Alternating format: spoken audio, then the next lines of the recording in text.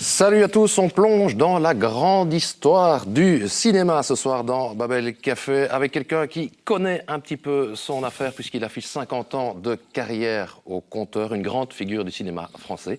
Monsieur Jean-Pierre Castaldi, bonsoir Jean-Pierre. Bonsoir. Merci d'être dans Babel Café. Vous êtes là pour nous présenter la boîte à images qui va poser ses valises pour 10 jours à Rochefort. Ces valises, c'est des grosses valises. C'est des grosses valises. La première, c'est ce soir. En fait, c'est la suite de la boîte de jazz. Exactement, et c'est comme ça que Cédric Monnoy, dont on va parler tout à l'heure, le producteur, m'a séduit parce qu'un jour, il me dit, écoute, j'ai une proposition à te faire. J'ai dit, ah bon, c'est quoi? Voilà, j'ai une idée de personnage pour toi. Je savais pas qu'il faisait du cinéma. Il me dit, non, c'est pas du cinéma, c'est... Voilà, alors écoute, le mieux, c'est que tu viennes voir la boîte à jazz. Donc avec Jacques Mercier, que j'avais reçu d'ailleurs dans Babel Café. Oui. Remarquable d'ailleurs. Et donc, j'arrive à Waterloo, devant ces deux boîtes toutes noires, avec marqué boîte à jazz. Je rentre à l'intérieur de la boîte de jazz. J'étais tout d'un coup dans une boîte, dans une cave de Saint-Germain-des-Prés. Et j'assiste au spectacle. Et on est nowhere, parce qu'on est tout à fait ailleurs. Et j'ai dit, mais c'est pour faire quoi? Il me dit, non, l'histoire du cinéma. J'ai dit, il est fou. En fait, on revient un peu aux origines du cinéma avec le côté itinérant. Exactement. Écoutez, là, ça aurait pu être un cinéma. Votre café dans le temps, c'était ce qu'on appelait un café-cons.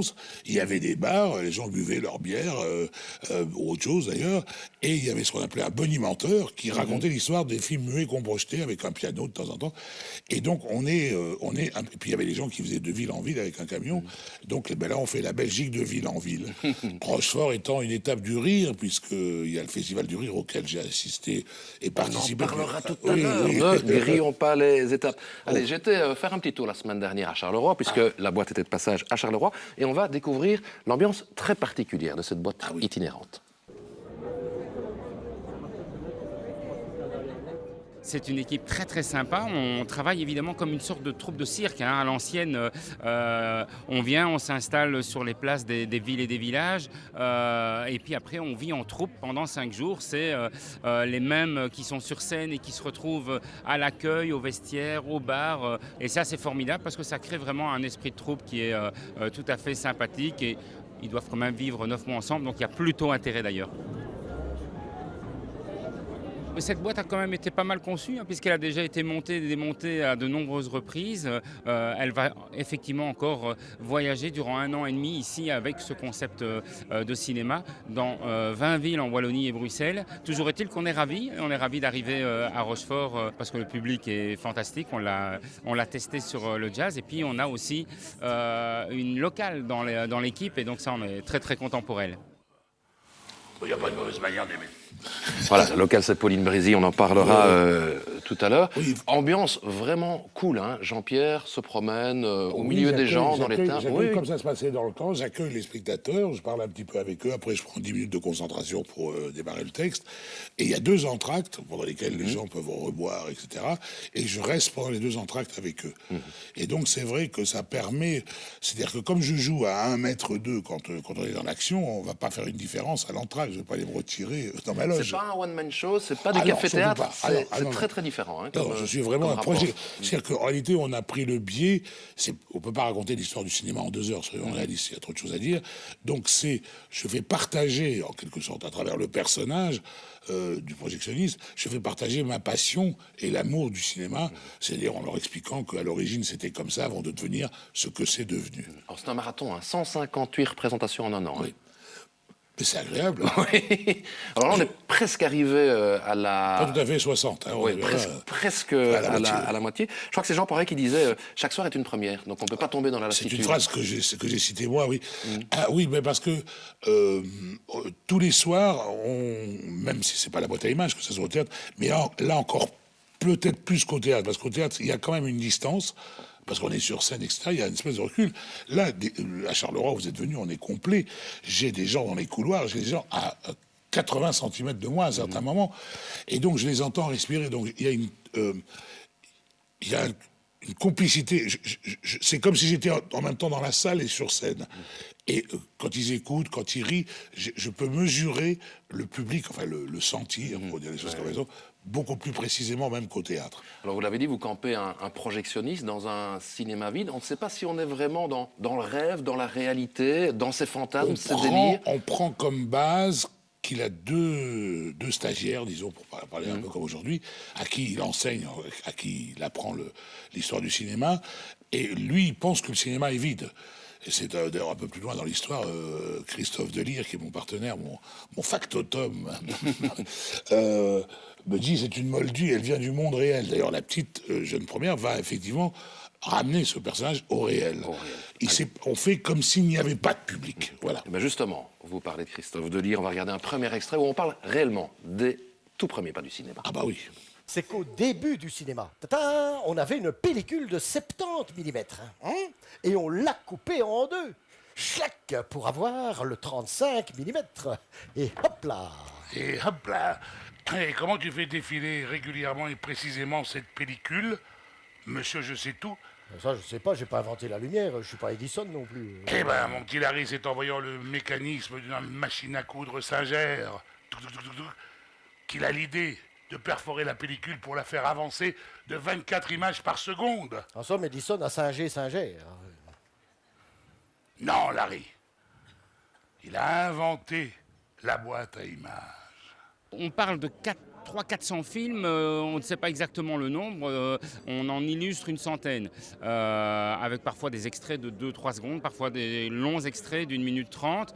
La volonté évidemment c'est de donner l'envie, c'est de promotionner tout ce cinéma, tous ces grands films qui ont fait vraiment l'histoire du cinéma, donner envie aux plus jeunes de les découvrir. Metropolis de Fritz Lang, autre grand maître du cinéma. Il utilise aussi la puissance de la musique pour sublimer les images d'une société de science-fiction idéale. Regardez!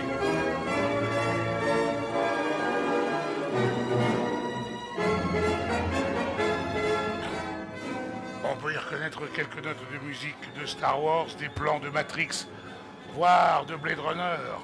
Oui, Larry, mais cette société idéale repose sur un système capitaliste nommé le Moloch, et oui, qui détruit l'homme et le réduit à la fonction de simple rouage dans la production industrielle. Et oui, société idéale, regarde bien Larry, au coup de sifflet, au coup de sirène, le cauchemar commence.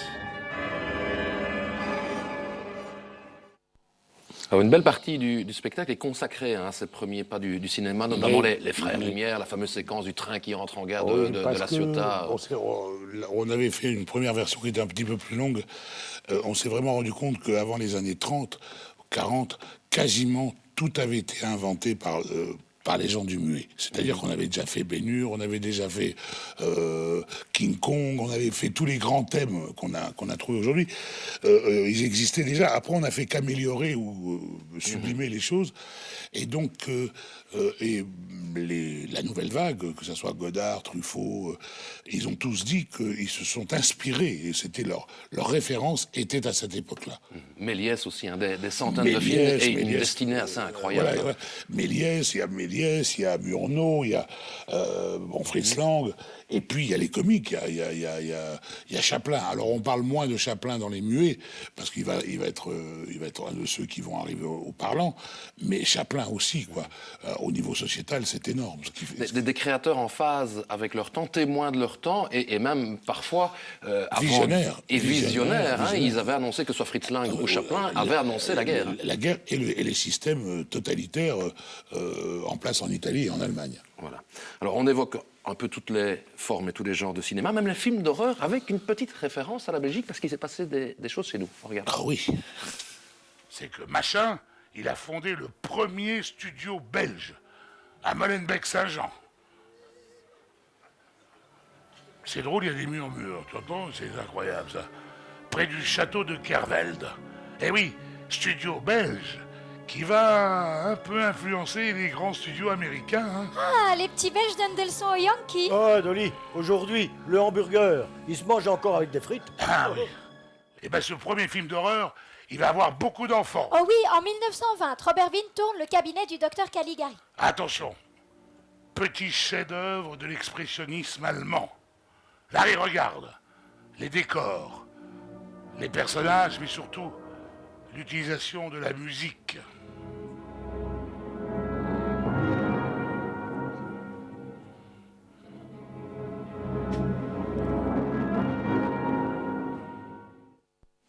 Alors, le spectacle, c'est pas un cours sur l'histoire du cinéma. surtout pas. Surtout pas. Une des forces du personnage, c'est de rajouter toute une série d'anecdotes par rapport aux acteurs, aux actrices. Mais c'est que voilà, c'est pour ça que quand j'échange avec Christophe Delisle, qu'on vient de voir à l'image, qui est donc mon assistant en quelque sorte, justement, je me sers de lui pour que ça ne soit pas ennuyeux. Et ce qu'il y a de formidable, c'est que quand on a des jeunes qui font l'école de cinéma, qui sont venus voir le spectacle, en sortant, ils me disent « Ah, il y a des films que j'ai envie de voir ou éventuellement de revoir. Parce que c'est ça qui est formidable. Parce qu'il ne faut pas que ça soit ennuyeux du tout. Parce que c'est vrai que quand on voit le vrai Métropolis en entier, c'est visionnaire totalement. Totalement. Et surtout, vous avez remarqué, puisque vous avez vu un peu le spectacle, j'aime pas quand les gens s'ennuient. Alors, le projectionniste, il a tellement vu ces films, tellement entendu ces histoires, qu'il se les approprie un petit peu.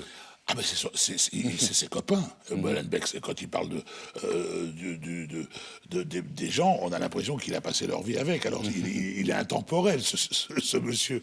D'ailleurs, il y a une anecdote très drôle, c'est qu'à la fin, quelquefois, j'ai des spectateurs qui me disent « Oh, c'est touchant, c'est émouvant quand vous parlez de tous ces acteurs.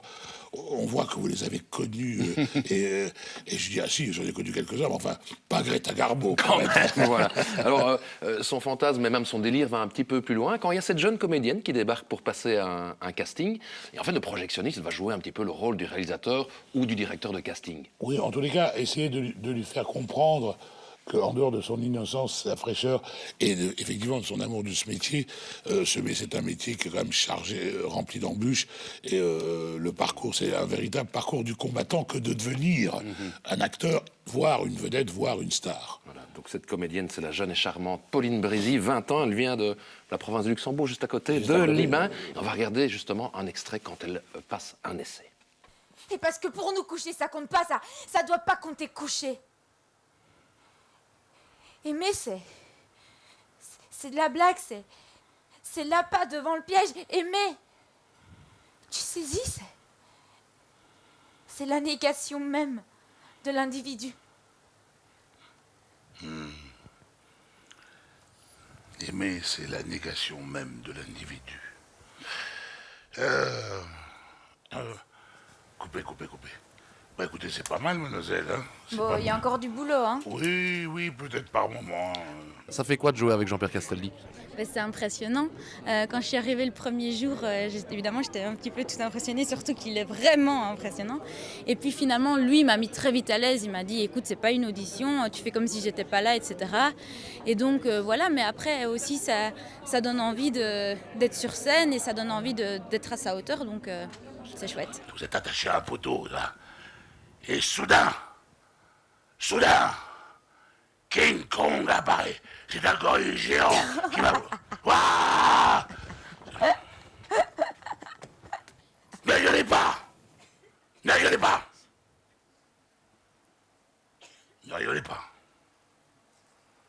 Bien sûr que vous savez que King Kong est une marionnette. Je le sais, vous le savez, le spectateur le sait. Mais c'est dans votre hallucination, dans votre regard, dans votre peur que vous faites exister le monstre. C'est parce que vous y croyez que moi je vais y croire. C'est parce que vous y croyez qu'ils vont y croire. Vous comprenez ça? Y croire. Mais j'y crois, hein, j'y crois. Faut pas croire, faut croire. Puis le texte c'est facile, hein. C'est la première représentation à Rochefort. Tu joues presque à domicile, hein? Ah oui, là, la pression est vraiment là, parce qu'on a beau avoir déjà joué 60 fois à peu près. Aujourd'hui, c'est comme si c'était la première de chez Première, parce que oui, il y a toute la famille, tous les amis, et du coup, ils m'entendent tellement parler de ça qu'ils se demandent ce que c'est. J'espère que ça va être à la hauteur de leurs attentes. Tel était le début, tel sera la fin. Vous avez retenu cette réplique, vous? Mais oui, Ava Gardner, je l'adore. Vous adorez Ava Gardner? Oh, belle femme, hein. Très belle. Encore une des plus belles femmes du monde. Et oui. Alors, oh là là, qu'est-ce qu'elle a mal fini, elle aussi. Ah oui, pneumonie, toute seule à Londres. Mais je vous l'ai dit, mademoiselle. La gloire, ça détruit. Je ne sais pas si j'ai manqué au cinéma français, mais... À moi, le cinéma français a manqué. Follement. Éperdument. Douloureusement. Voilà, pour montrer aussi qu'il y a d'autres types d'extraits. Alors, vous êtes costaud, mais si on vous avait dit un jour que vous joueriez King Kong, vous ne l'auriez pas cru. Ah non. D'ailleurs, quand elle me dit que je ressemble à King Kong, je suis un peu fâché. Voilà. Il y a vraiment ce choc générationnel entre cette jeune actrice qui arrive pleine d'espoir, d'ambition. On le sent très bien, on le sent très bien. Et le projectionniste qui a déjà un peu tout vu. Il a tout vu. Elle joue un peu la Candide, un peu la Nunuche au début. Et puis il y a cette scène de l'essai où on voit que c'est une vraie performance d'actrice. Hein. Oui, c'est-à-dire que... Alors ça, c'est des idées qu'on a eues au cours des séances de travail. C'était pour montrer aussi en même temps un casting, comment on fait un casting, et puis le rapport, parce qu'on ne peut pas jouer tous les soirs, le rapport entre ce qui est joué en direct et l'image. C'est-à-dire qu'on voit ce qu'elle joue théâtralement et l'image. Et normalement, on devrait faire la balance entre les deux, et finalement, on l'a pas fait. Mais parce que il s'avère que elle est extrêmement brillante, et que pour expliquer ce que je suis en train de vous expliquer là, c'est très difficile tous les soirs devant un public, quoi. Voilà. Alors, vous en avez croisé beaucoup, hein, des jeunes actrices. Moi, je pense par exemple à quelqu'un comme Michel Mercier. Je dis ça... Moi, j'étais tout jeune, figurant. Ben oui, mais voilà, Angélique, premier rôle en 1964. C'est pas un premier rôle, c'était ce qu'on appelait à l'époque une silhouette. Une silhouette. Voilà, une silhouette, et j'étais très fier parce que le régisseur m'a fait faire 4 films. Et c'est comme ça que j'ai rencontré Michel Mercier, c'est comme ça que j'ai connu pour la première fois Jean Rochefort, comme petit rôle, enfin comme silhouette exactement. 1964, et je ne dis pas ça par hasard, c'est le seul bémol que je trouve, moi, dans la boîte à images, c'est que l'histoire du cinéma racontée s'arrête un peu à cette période-là, milieu des années 60. Oui. Voilà. Alors, je ne sais pas s'il y a une raison, est-ce que c'est lié aux droits droits d'auteur À partir de 60, les 3/4 des spectateurs connaissent tous les films, et après on va rentrer dans le conflit j'aime pas, pourquoi celui-là plutôt que celui-là, alors qu'avant... Disons que c'est indiscutable. Bon, aujourd'hui, on a des films indiscutables, Star Wars, Titanic, on va arriver au gros blockbuster américain, mais pourquoi pas parler à ce moment-là de Bergman, de trucs, de Rossellini? On rentre dans des conflits, alors on reste dans l'histoire mythique du cinéma, voilà. D'accord. Parce que ça aurait été une force supplémentaire, je trouve, que vous soyez là en présentateur de films dans lesquels vous avez joué, ou avec des gens que vous connaissez bien. Alors, mais là, on en voit quelques-uns que j'ai bien connus. Gérardo, je l'ai connu, Romy Schneider, je l'ai connu, Yves Robert. Les gens dont je parle des années 60, je les ai tous connus, j'ai même travaillé avec eux. Mais c'est volontairement que je ne suis pas à l'image non plus. Voilà. Parce que je suis dans un rôle, quand même. Ok, ben, on va parler de tout ça dans la deuxième partie de cette émission. Je rappelle la boîte à images Square de l'Amicale, c'est juste à côté du Centre culturel de Rochefort, du 4 au 14 février, des spectacles du jeudi au dimanche. Allez, on parle de vos films, pas d'autre chose, c'est ma belle histoire.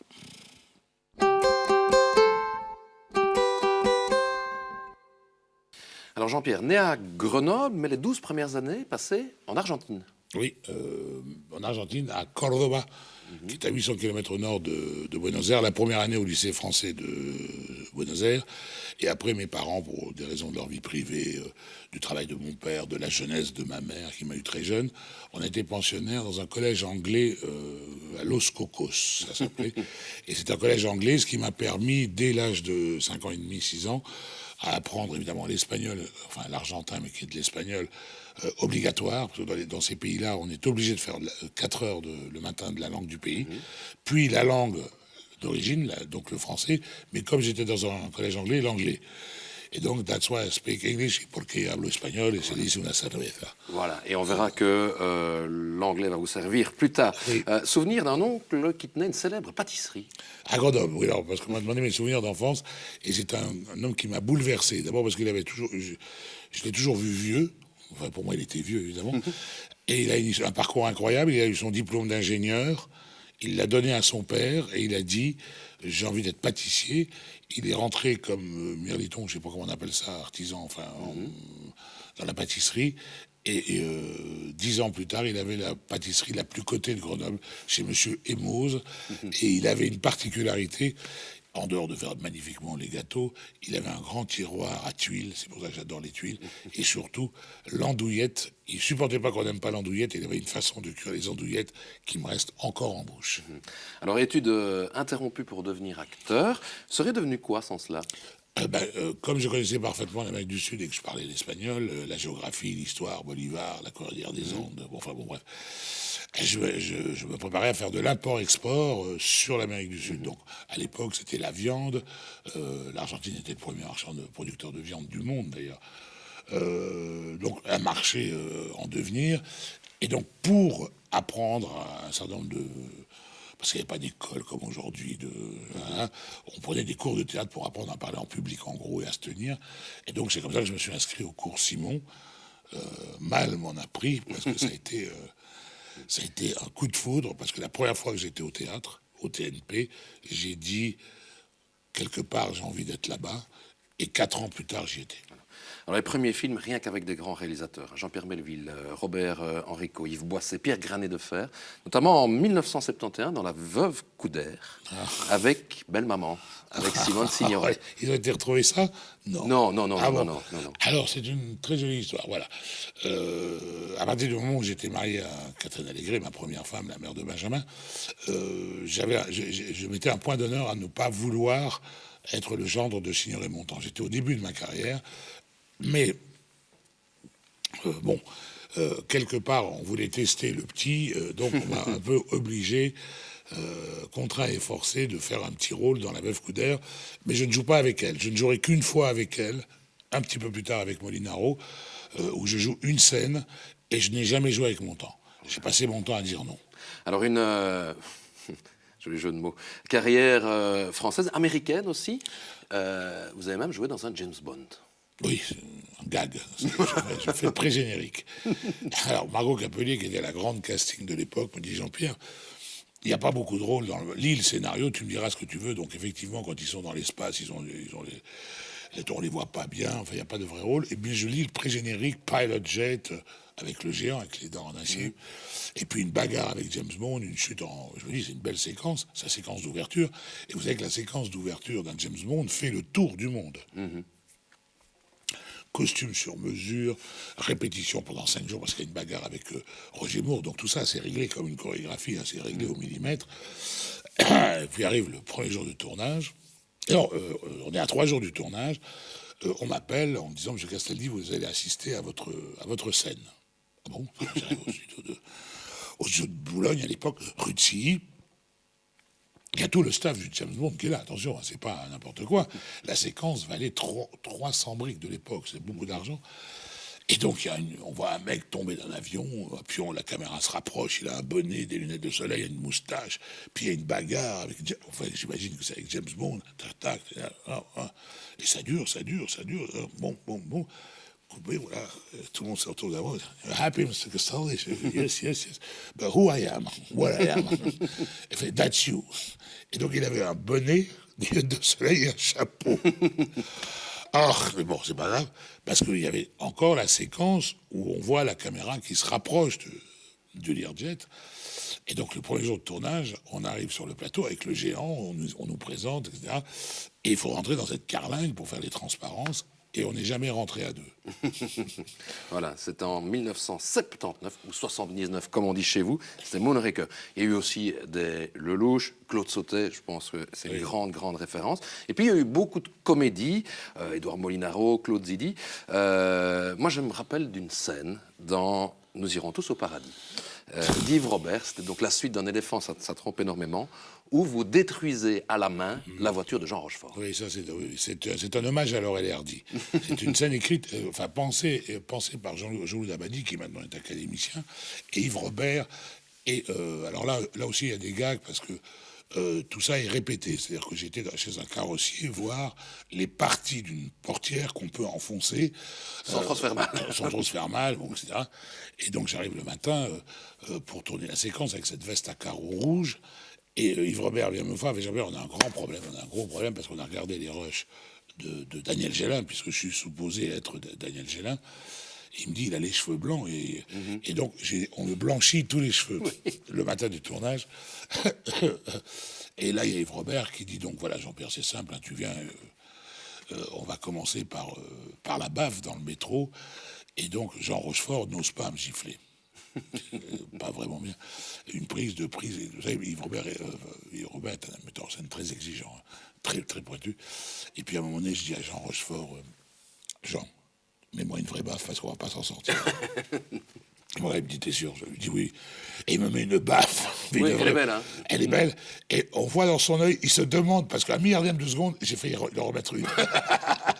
Allez, il faut qu'on avance parce que l'heure tourne. Il y a eu beaucoup de téléfilms aussi, encore avec Édouard Molinaro et Yves Allégret, hein, le père de ma femme. De la télé, présentateur de Fort Boyard, passage par l'Académie des Neufs, présenté aujourd'hui par un certain Benjamin Castaldi. Voilà, la boucle est bouclée. On pourrait parler de la fausse interview de Raphaël Mesrahi, Hugues Delatte, légendaire, qui est légendaire.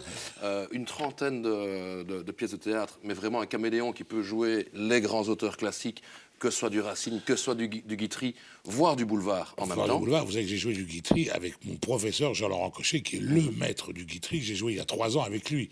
Ça, c'est quand même... J'ai fait la boucle. Hein. Jouer avec son prof, c'est génial quand même. Et alors, on va voir quelques images. Elles datent de 1999, Festival du Rire de Rochefort. Ah! Vous venez jouer face à face avec, je pense, Michel Roux et Popek-sur-Selle. Ah, oui. Alors, il y a une anecdote. La pièce était jouée en même temps à Paris. Et pour ne pas démonter le décor pour une seule représentation, les bénévoles du Festival du Rire ont remonté tout le décor pour une représentation. C'était en 1999. Et d'ailleurs, on va voir le petit coup de chapeau de l'époque donné par Jean-Pierre. C'est juste ici après.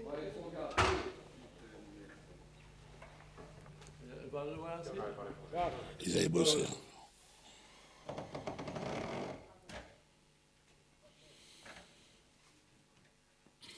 Écoutez, c'est une prouesse des techniciens belges. Voilà. Voilà, c'est court, mais c'est dit. Voilà. Retour au festival aussi en 2010 en tant que président du jury, cette fois. Oui, c'est le vrai président du jury. Herrera, qui prenait sa retraite à l'époque. Raymond Herrera, qui est très connu ici à Rochefort. Il m'avait demandé 2 fois de suite, et mon planning faisait que je ne pouvais pas. Et je lui ai dit, je vous promets, l'année prochaine, je bloque le temps qu'il faut, à moins que Spielberg m'appelle, je serai là. Et bien m'en a pris parce que ça a été un grand festival. On avait Adamo qui était là, on avait plein de dessinateurs, de BD. Non, c'était un très beau festival. Je suis très très content d'avoir été cette année-là, où j'ai pu boire d'ailleurs et être intronisé dans des bières pour le moins. On en boira juste une après, hein. Je vois qu'elle vous fait envie. On va regarder une vieille photo de vous pour rappeler un petit peu aux jeunes. D'où je viens. Voilà. On va voir cette photo. Paul Martin. Voilà. C'est pour ça que je veux en venir là. Je trouve que vous ressemblez un peu à Ringo. Je ne sais pas si on vous l'a déjà dit. Oui, j'étais ce qu'on appelait un mec pas trop mal à l'époque. Oui, vous voyez, quand je dis que la gloire, ça détruit, vous avez vu. Voilà. Et donc, Jean-Pierre a été chanteur, fin des années 70, sous le pseudonyme de Paul Martin, avec, donc, c'était le troublant témoignage de Paul Martin. Oui, qui a été un carton à l'époque. J'étais 10e au hit parade d'RTL. Alors, vous savez, à l'époque, j'en ai pas fait beaucoup d'ailleurs, j'ai pas fait de doublage et ça. À l'époque, pour gagner de l'argent comme acteur, on faisait des essais de voix et elles étaient utilisées dans les pubs. Et donc j'avais enregistré des voix et les auteurs m'entendent et m'auditionnent pour Paul Martin. Et quand il m'appelle, je dis, vous savez, moi je suis pas chanteur, j'ai pas chanté. Et à l'époque, j'avais fait un feuilleton énorme qui s'appelait Les Hommes de Rose, qui devait sortir et je me suis dit, en même temps que le disque, ça va faire de la pub. Mais j'avais un beau-père qui s'appelait Yves Montand. Il chantait un peu, je crois. Il chantait un peu aussi. Donc j'ai dit, attention, le feuilleton a été décalé en programmation de quelques mois à cause de la mort de Gérard Cyr, malheureusement le scénariste. Et pour pas qu'il y ait de confusion, que je fasse une accroche avec mon beau-père, oui, si j'ai été prudent toute ma vie, je me suis fait appeler Paul Martin. Le pseudo. Et alors, il y a un jeune groupe gantois qui n'a pas oublié la performance. Ça s'appelle The Subs. Et ils ont demandé à Jean-Pierre de figurer sur ce morceau de 2014. Ça s'appelle Concorde. On regarde. Magnifique.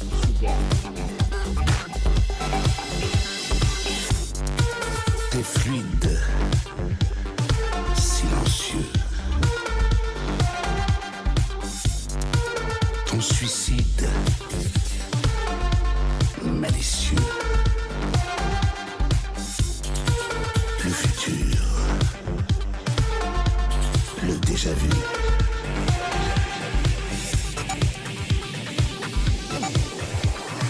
Toi, le Concorde, qui n'existe plus. Et ce plan. Un plan magnifique. Toujours là où on ne l'attend pas. Hein. Des Flamands qui font l'électro, qui viennent chercher Jean-Pierre Castaldi. Ah, écoutez, j'étais très ému, très touché. Ils sont très sympathiques. J'adore ce clip, je le trouve beau. C'est l'équipe de Stromae, je pense. En plus, j'ai les strips de Stromae. Et vraiment, j'ai été touché par eux. Et j'ai travaillé aussi avec un autre jeune homme, Philippe Adrien. J'ai fait un moyen métrage avec Galabru qui nous a quittés récemment. Malheureusement, le projet n'a pas abouti. Enfin bon, bref. Alors très rapidement, on a compris que vous étiez un touche-à-tout, mais il est comment? On écoute une dernière fois les copains qui nous parlent un petit peu de Jean-Pierre. Il a un caractère à la fois fort, mais en fait, il est hyper bonne patte. Il a souvent un avis sur tout. Toujours très tranché, c'est toujours intéressant de l'entendre, surtout sur l'actualité, etc. Il arrive, il sait de quoi il parle et impossible de le faire changer d'avis.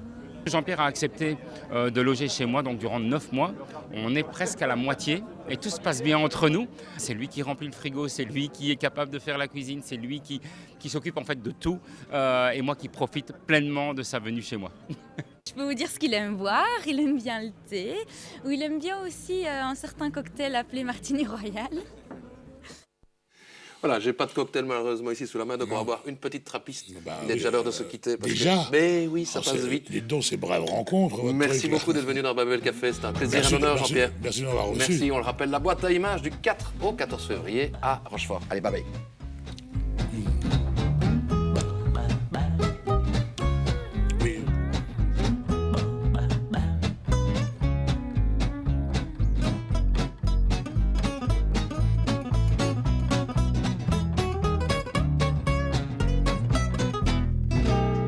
Ba ba ba ba ba ba ba ba ba ba ba.